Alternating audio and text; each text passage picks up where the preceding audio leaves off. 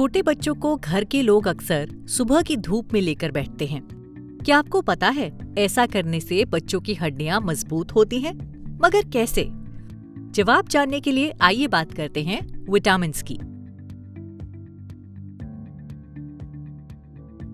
Vitamin भोजन में पाया जाने वाला एक सूक्ष्म पोषक तत्व है। हमारे शरीर को जिन पोषक तत्वों की कम मात्रा में जरूरत होती है उन्हें सूक्ष्म पोषक तत्व कहा जाता है, अंग्रेजी में माइक्रोन्यूट्रिएंट्स।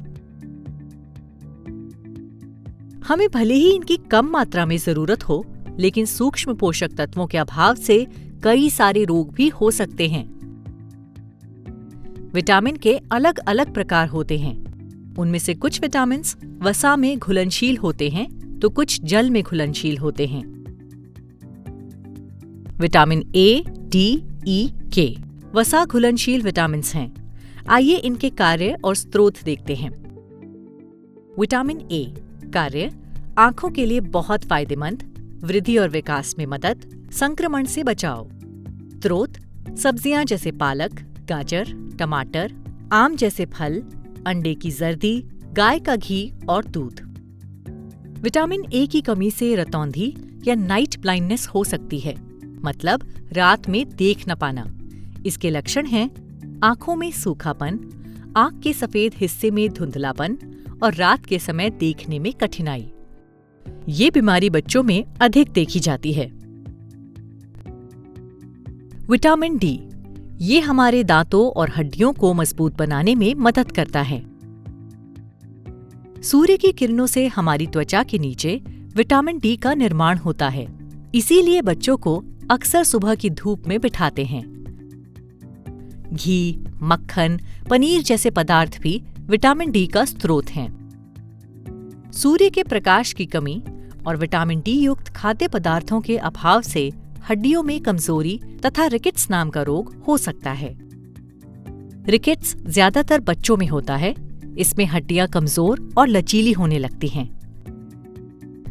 विटामिन ई कार्य: शरीर के ऊतकों को नष्ट होने से बचाना, त्वचा और बालों को स्वस्थ रखना। स्रोत: वनस्पति तेल और साबुत दालें।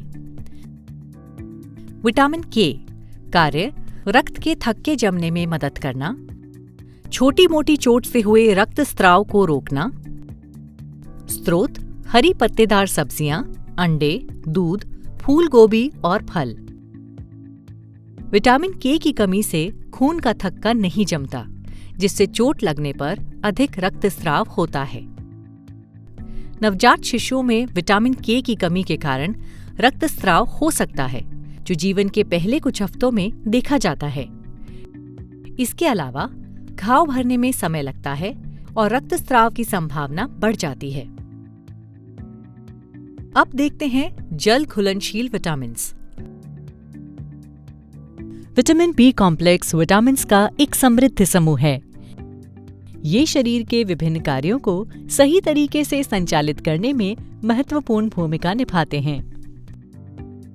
स्रोत में पूरे अनाज, मांस, दूध दही की चीजें, पत्तेदार सब्जियां और दाल चावल शामिल हैं।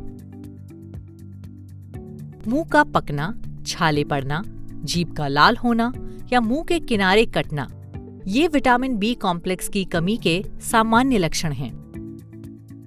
बेरी विटामिन B1 या थायमीन की कमी से ये रोग होने की संभावना रहती है।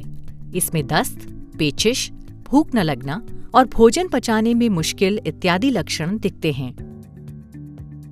विटामिन सी घावों को जल्दी भरने में मदद करता है और प्रतिरक्षा प्रणाली को मजबूत बनाता है, ताकि हम बीमारियों से बच सकें। साथ ही कोशिकाओं को जोड़े रखने के लिए आवश्यक होता है। मसूड़ों को मजबूती देता है। नींबू, आम, टमाटर, अमरूद और अंगूर में विटामिन सी पाया जाता है। विटामिन सी की कमी से स्कर्वी नामक रोग हो सकता है। लंबे समय तक ताजे फल और सब्जियों की कमी से मसूड़ों में सूजन और रक्तस्राव हो सकता है। दांतों का कमजोर होना और शरीर में थकान का महसूस होना इत्यादि स्कर्वी के कुछ लक्षण हैं। जैसे कि व्यक्ति के मसूड़ों से खून निकलता है और उसके दांत हिलने लगते हैं। चलिए एक बार और विटामिन्स के प्रकार दोहराते हैं। वसा में घुलनशील विटामिन्स, विटामिन ए, डी, ई, के, जल घुलनशील विटामिन्स, विटामिन बी कॉम्प्लेक्स और विटामिन सी। विटामिन्स के अलावा और कौन से सूक्ष्म पोषक तत्व होते हैं? पता लगाएं और हमें बताएं।